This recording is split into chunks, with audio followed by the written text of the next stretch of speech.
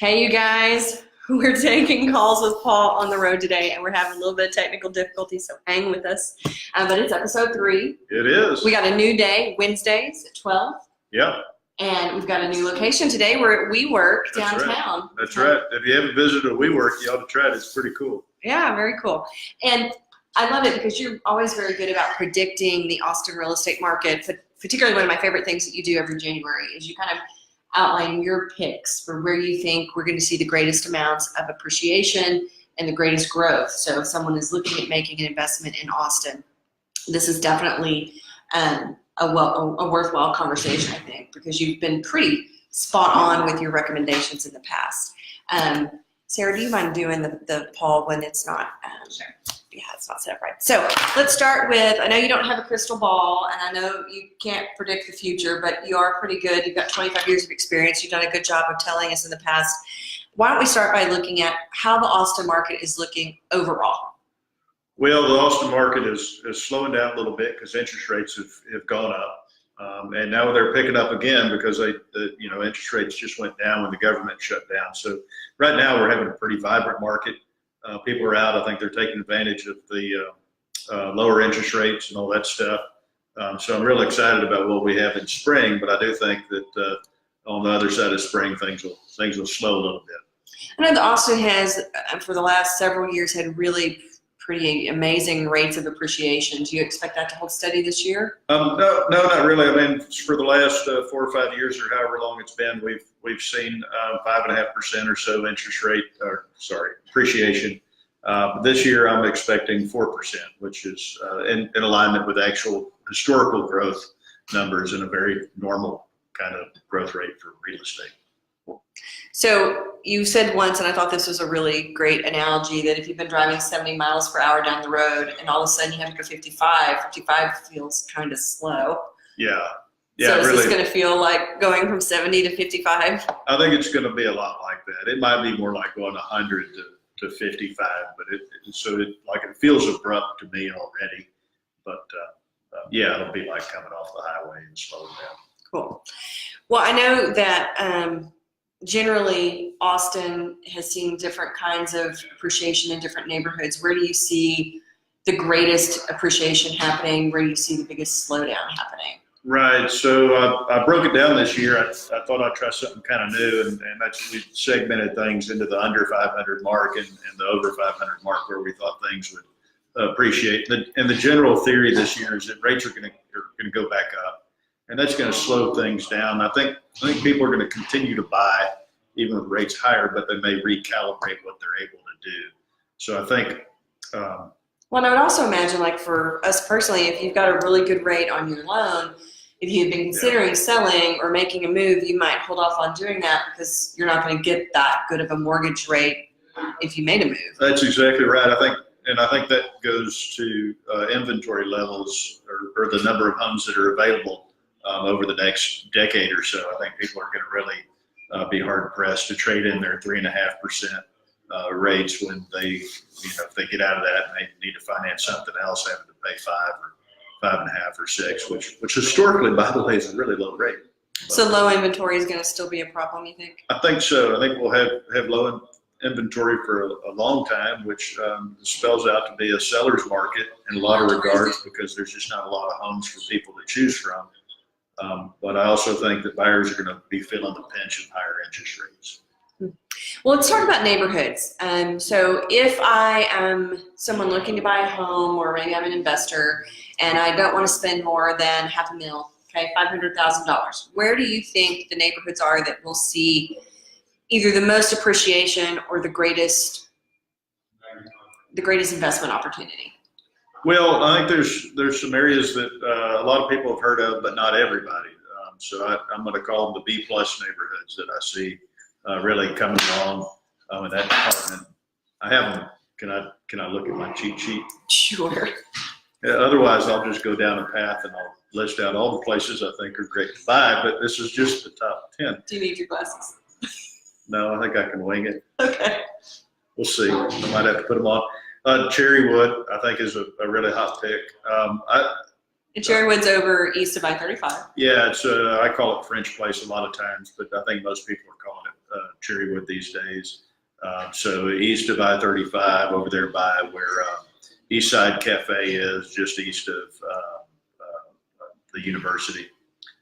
Is a big pick. And then the North Loop area. So in Hyde Park, it kind of gets broken up into a couple of sections of Hyde Park. You have the historic section that's underneath 45th Street. And then you have kind of the middle area between 45th and 51st. And then beyond, north of 51st, you have North Loop, which I think will be really strong. The prices are a little bit lower.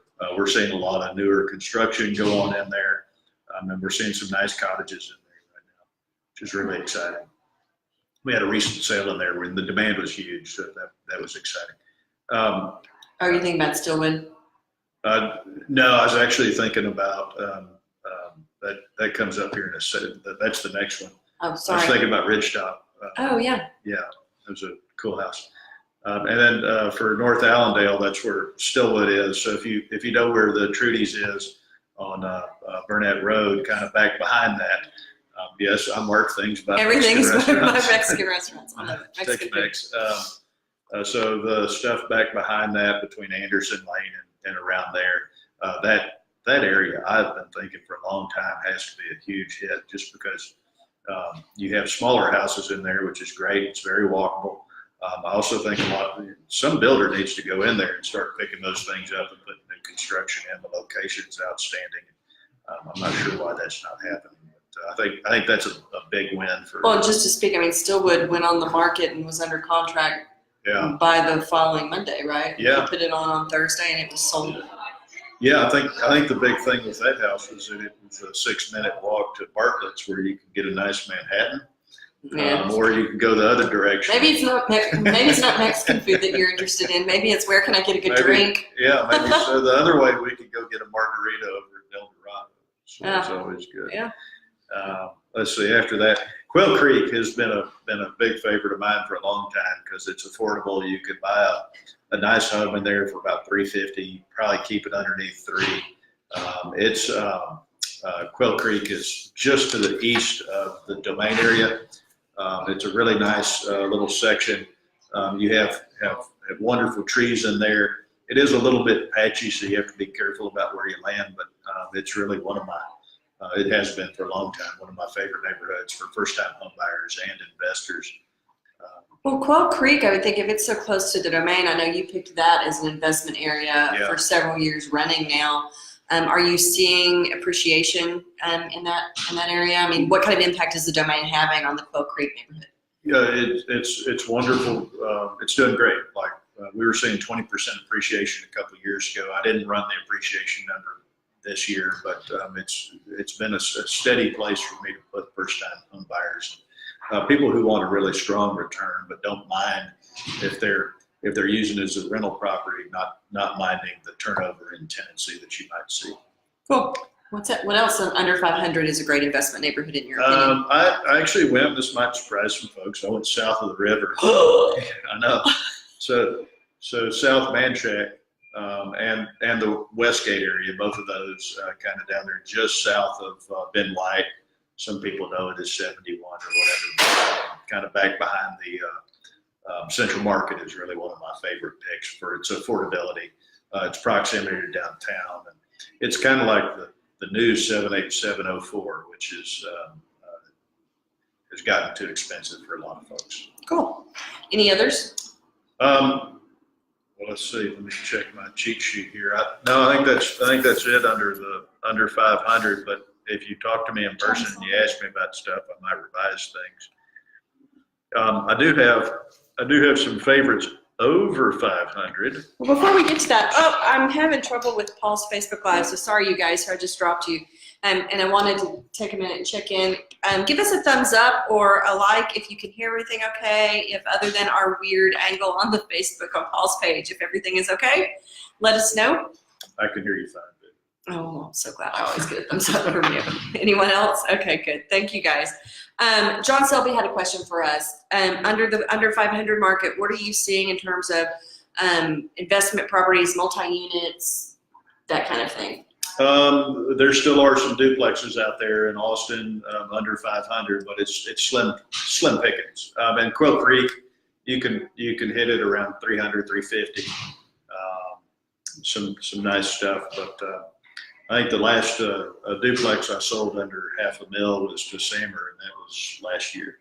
Wow. There in Rosedale. Samer, if you're watching, yeah, I'm calling you out, man. For good investment strategies. Yeah, he's the man. Well, what I think is interesting here is that 3 of your picks under 500 are actually Central Austin neighborhoods. Yeah. Cherrywood, North Loop, North Allandale, those are all very central located. And then you get to your Quail Creek and your South Manchaca and Westgate stuff, and you get a little bit further out. But yeah, I tried to keep them in as close as I could because I think in the long run for folks, you know, if you buy too far out, you of course have a commute issue. And I'm not saying we're having a downturn, but if things slow down at all, the outlying areas tend to take the first hit. So I want to keep people close in. Cool. All right. So you were wanting to get into the 500,000 more stuff. So well, sure, that's also a fun market. Yeah, tell us what you're seeing as good investment opportunities over 500,000. Sure. Well, I'm gonna need to look at my cheat sheet again. I think it's on that page. Where is it is. It's just not Do the I just list, have to honey. wing it? Oh, it's not on the list. That's right here. There it is. Now I see it. Glasses back up. Now that I know where it is. So I think Allandale, Crestview. Well, let's talk about Allandale versus North Allandale. You mentioned North Allandale under 500. Right. So North Allandale is really on the north side of Anderson Lane. Okay. I'm going to start keeping things under Anderson Lane, just below that, to differentiate. So the Allandale, when I say Allandale, what I really mean is like from Koenig Lane-ish up to Anderson Lane. Kind of Allandale proper. Yeah, between Burnett Road and Mopac. And you got Crestview on the list? Yeah, Crestview's on the list, and that's really Crestview and Brentwood, which is a combined neighborhood. I just call it Crestview, but the Crestview is between Koenig Lane, again Anderson Lane, and then to the east of Burnett Road. And just as an example, we had one that went on the market on Friday. You had multiple offers, and it was under contract by Sunday night. We did. There's a whole lot of people in Crestview and Brentwood who were marching around there looking for a really nice home. A smaller one, like starter homes that you can either have for a family. I know my hair's a mess. It's okay. People aren't into my hair. I think there's a Randy Travis song. Is it better? You're great. Okay. So we had a ton of people come through that open house, and it was mostly young couples, some with kids, which really surprised me. Marquette and I had a little disagreement about what the ideal buyer was. Well, I mean, it was literally less than 100 feet away from Brentwood Elementary School and Brentwood Park with a swimming pool and a splash pad and a playscape. That's right. Well, family. And I don't know if I told you or not, but you actually ended up winning that argument. I did? Yeah, the contract is the family? Yeah, there's a little girl with a pink jacket that owns it now. Awesome. Well, her parents, but she's the end user. They're super cute. Anyway, so in Crestview, there's a whole lot of demand. In Allandale, there is also just for more affordable sort of family style homes.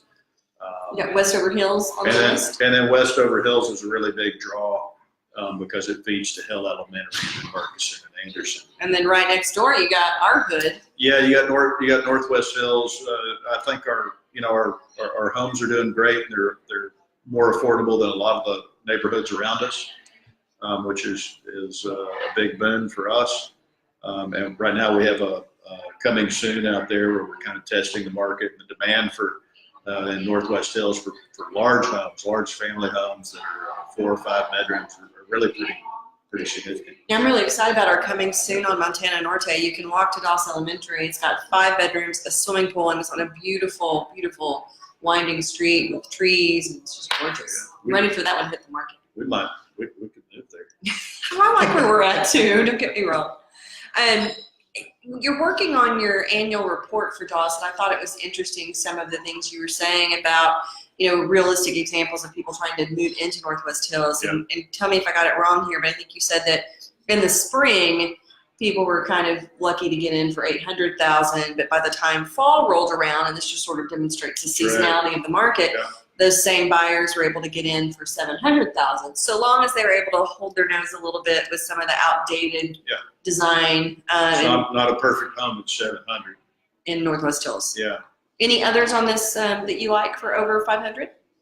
I also like, and I don't know if I put it on the list or not, but I also like 8E in Westlake, the stuff east of Inside 360. yeah, inside of 360, close in. We put a really nice fella into a house right there, really close to Westlake Drive, and they're so close to downtown, and I think that's going to get exploited as people try to stay close in but want privacy. Cool. So I probably ought to add that to this. But. It is on there. You just can't read it. You might trade your buses. Right.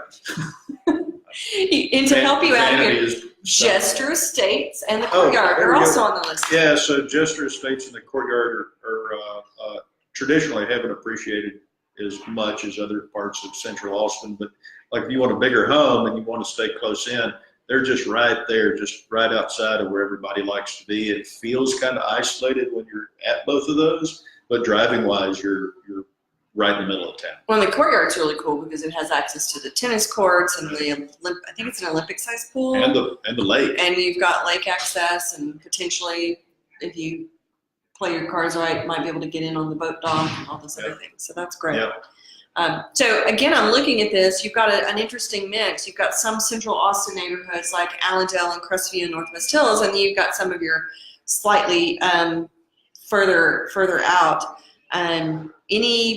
Any ideas on what's going to really be the motivating factor? What common thread, I guess, do all these neighborhoods or things have? Well, they're all slightly more affordable than the premier neighborhoods that are already where people are really getting a premium. So I think in a lot of these neighborhoods, you have the opportunity to earn a premium, and because this is the top 10 that I think will appreciate the most, that's what I'm going with. So that's the thing. Cool. And John is asking about cap rates, which I'm going to let you handle that. Oh gosh, John, I'm not a cap rate guy, but we are seeing mostly in Austin, cash flow doesn't really happen unless you put a whole lot of money down. What really happens is that people are buying and then they're getting appreciation on top of that.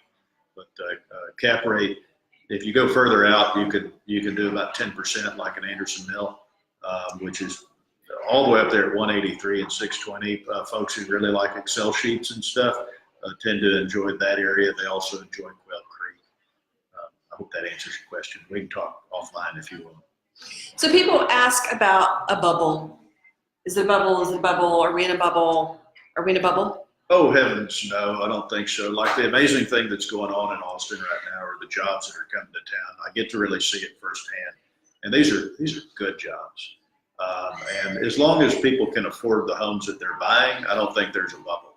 Like the demand's there, clearly. And I don't see that stopping just because we have so many really wonderful jobs coming in. And of course, with Apple's announcement and a slew of others, you know.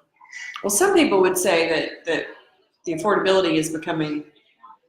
I would say affordability is like it's an issue. So we're also seeing like townhomes inside of Northwest Hills are all of a sudden becoming very popular.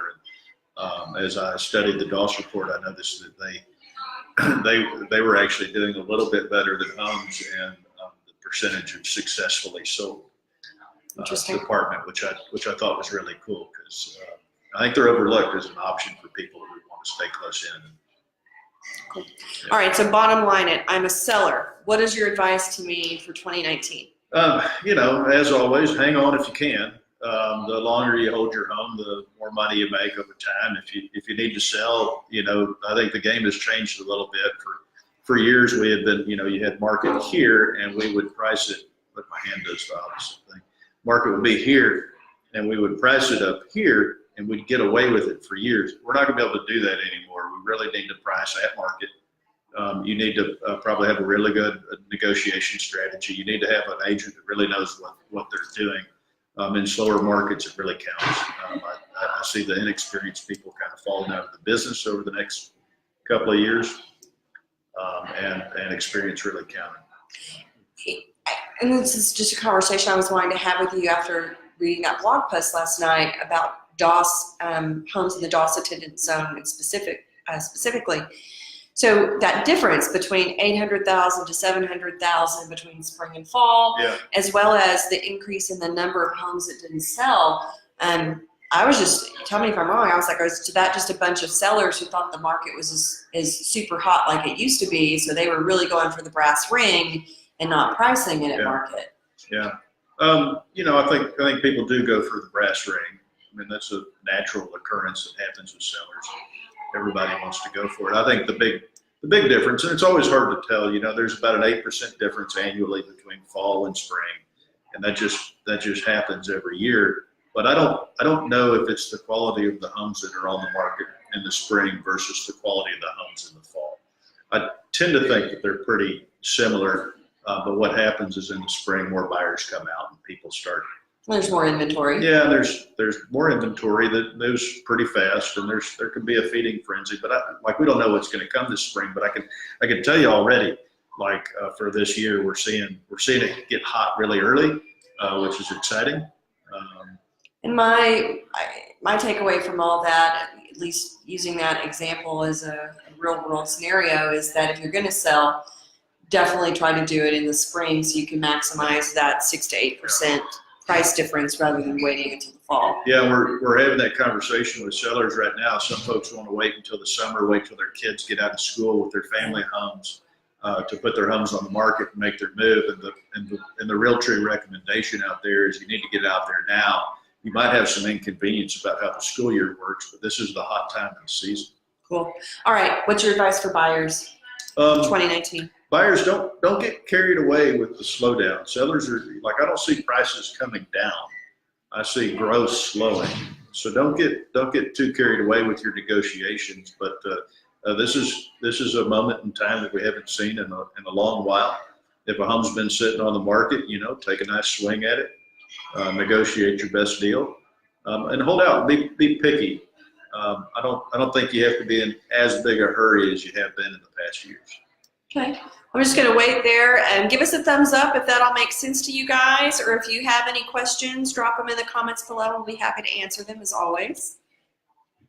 All right. Well, honey, I think that counts as episode number 3 of Calls with Paul done. Get it up here. Yeah. All right, you guys. Tune in next Wednesday at 12 p.m. for your next version of Calls with Paul, and we'll be happy to answer any questions you have. As always, feel free to send us emails with questions or topics that you want us to cover. We're always happy to answer them, and we'll see you on the other side of the screen. All right. Adios. All right. That was really good, huh?